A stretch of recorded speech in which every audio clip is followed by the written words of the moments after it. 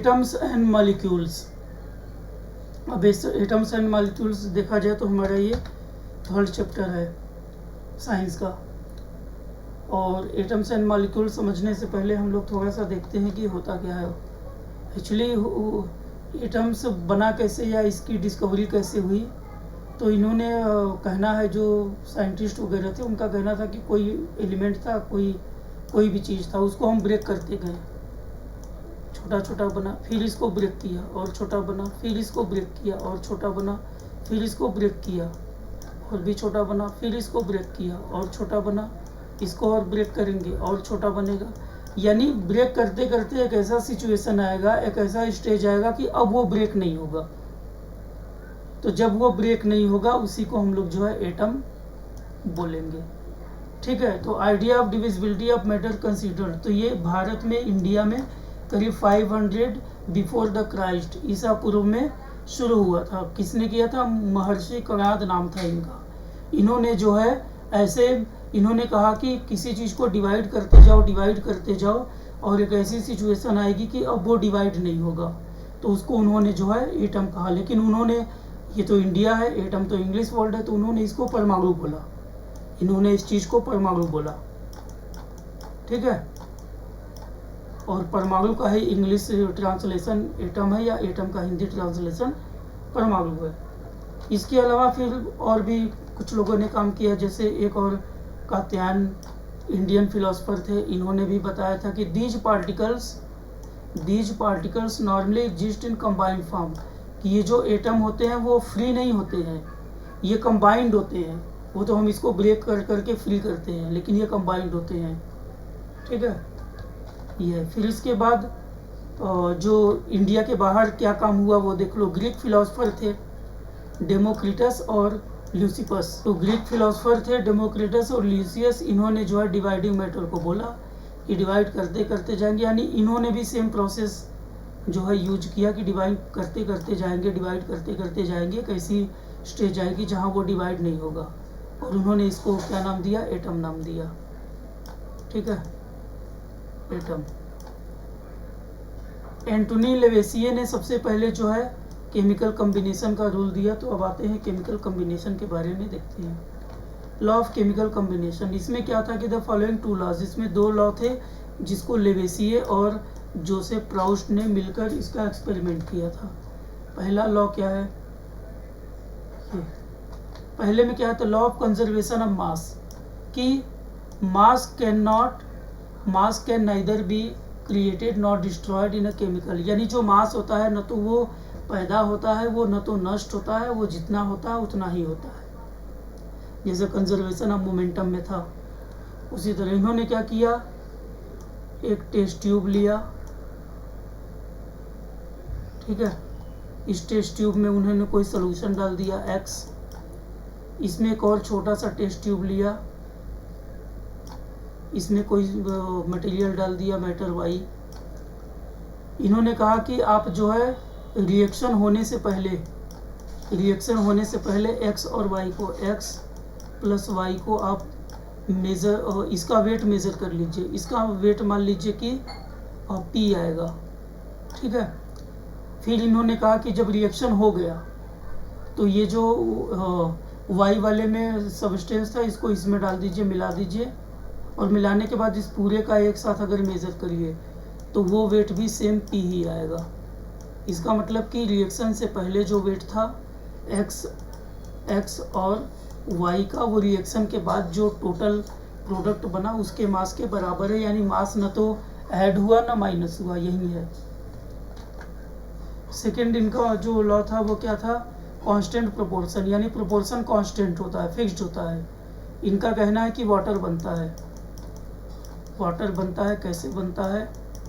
Hydrogen और oxygen को add करके। तो हाइड्रोजन का जो मास होता है वो क्या होता है? 1 होता है। ऑक्सीजन का मास कितना होता है? 8 होता है। ठीक है, ऑक्सीजन का मास कितना होता है? 8 होता है। तो इन्होंने कहा कि जो वाटर बनेगा उसका मास 1 और 9 होगा। 1 और 8 कितना होगा? 9 होगा। अब इनका कहना है ये पानी कहीं से भी ले लो, ऑक्सीजन हाइड्रोजन कहीं से भी ले लो, हमेशा ये जो रेशियो है 1:8 ही होगा, वो चेंज नहीं होगा। उसी तरह इन्होंने अमोनिया का एग्जाम्पल दिया कि नाइट्रोजन और हाइड्रोजन का जो मास का रेशियो है अमोनिया में, ठीक है, वो 14 है। कैसे है देख लो, ये नाइट्रोजन है, ये हाइड्रोजन है और ये बनाता है NH3। तो ये N का कितना होता है 14 होता है और हाइड्रोजन का 3 हाइड्रोजन है तो 3 होगा, 1:3 होगा। ठीक है, इसको इन्होंने प्रूफ करने के लिए क्या बोला, अब इधर भी देख लो, यहाँ पर नाइट्रोजन का कितना होता है, नाइट्रोजन का मास होता है 14, लेकिन 2 नाइट्रोजन है तो कितना हो जाएगा 28, और हाइड्रोजन का 1 होता है 2 हो जाएगा, इसको क्रॉस करेंगे 1:14, यानी 14 और 1 आएगा, तो नाइट्रोजन का 14 हाइड्रोजन का 1, तो जो रेशियो होगा हमेशा 14:3 होगा। क्यों? क्योंकि हाइड्रोजन यहाँ 3 मॉलिक्यूल्स है। ठीक है, तो यही है, और यह है हमारा law of constant proportion. In a chemical reaction the elements are always present in the definite proportion. जो एलिमेंट्स होते हैं उनका प्रोपोर्शन सेम होता है। एक बार फिर से हाइड्रोजन वाला समझाना हो तो समझ लो, जैसे देखो ये हाइड्रोजन है, ये ऑक्सीजन है, ये दोनों मिलकर वाटर बनाएंगे। ठीक है, हाइड्रोजन का मास कितना होता है 1, और यहाँ हो जाएगा 2 क्योंकि 2 हाइड्रोजन है। ऑक्सीजन का 16 होता है तो 16 का कितना हो जाएगा 32, और यहाँ हाइड्रोजन कितना है 2 है, यहाँ 16 है, तो 1:8 आना चाहिए। यहाँ 1:8 तो नहीं है, तो इसको हम लोग बैलेंस करेंगे। ऑक्सीजन यहाँ कितना है 1 है, यहाँ ऑक्सीजन 2 है तो यहाँ 2 लगा देंगे।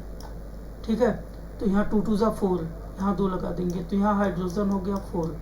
अब देखो 4 इधर आ गया, इधर 32 आ गया। 4 और 32 को सॉल्व करोगे और 1:2, तो 4 और 32 को सॉल्व करोगे तो 1:8 आएगा। इधर लिख लो H2 + O2 = H2O। तो इधर 4 और 32 है, सॉल्व करोगे तो 1:8 आएगा। इधर 2 और 16 है तो सॉल्व करोगे तो 1:8 आएगा। तो जो रेशियो है वो हमेशा फिक्स होता है, वो प्रोपोर्शन में होता है, डेफिनेट प्रोपोर्शन में।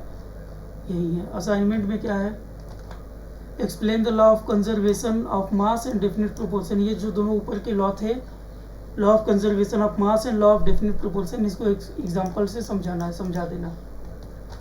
और एग्जाम्पल समझाना तो यहाँ पर एग्जाम्पल दिया हुआ है, देख लो क्या है। In a reaction 5.3 gram of sodium carbonate, यानी सोडियम कार्बोनेट ये कितना है 5.3 react with 6 gram of acetic acid. ठीक है, ये कितना है 6 ग्राम। ये क्या बनाता है, produces 2.2 gram carbon dioxide, CO2 बनाता है 2.2, 9 gram of water plus water है हमारा 0.9 ग्राम, प्लस 8 सोडियम एसीटेट बनाता है, कितना बनाता है 8.2। क्वेश्चन क्या है, क्वेश्चन ये है, सो दिस ऑब्जर्वेशन एग्रीड, क्या ये लॉ ऑफ कंजर्वेशन ऑफ मास का जो नियम है उसको ये एग्री करते हैं। तो देख लो इन दोनों को, इधर वाला सेम आए तो एग्री करता है, नहीं तो नहीं करता है। 5 6 11.3 आ गया। इधर कितना आया 8 और 2 10, 10.4 और 9 11.3, ये भी आया। तो दोनों सेम है, रिएक्टेंट और प्रोडक्ट सेम है, तो ये एग्री करता है, यस। ठीक है, सेकंड क्वेश्चन देखते हैं। हाइड्रोजन ऑक्सीजन कंबाइन, हाइड्रोजन और ऑक्सीजन 1:8 रेशियो में कंबाइन करता है अपने मास के, तो ये हमने देख लिया, समझ में आ गया हमें। देख लो हाइड्रोजन और ऑक्सीजन, ये हमारा है वाटर बनाएगा और इसका रेशियो कितना है 1:8। What mass of oxygen, oxygen का मास कितना होगा अगर हाइड्रोजन का मास 3 ग्राम होगा। अगर हाइड्रोजन का मास 3 ग्राम है तो ऑक्सीजन का मास कितना होगा। ठीक है, तो रेशियो देख लो क्या होता है 1:8 होता है। 1:8। तो ये जो x की जगह ऑक्सीजन है वो कितना होगा। अब ये इसका 3 टाइम्स हुआ, रेशियो 1 होता है लेकिन 3 मॉलिक्यूल 3 ग्राम है, ये 3 टाइम्स है तो ये भी 3 टाइम्स होगा। तो 8 का 3 टाइम्स कितना होता है 24। तो हमारा आंसर आएगा 24 ग्राम ऑफ ऑक्सीजन, ये हमारा आंसर आएगा। तो ये जो है एग्जाम्पल से क्लियर भी हो गया कि कैसे जो है हम लोग लॉ ऑफ कंजर्वेशन ऑफ मास करेंगे।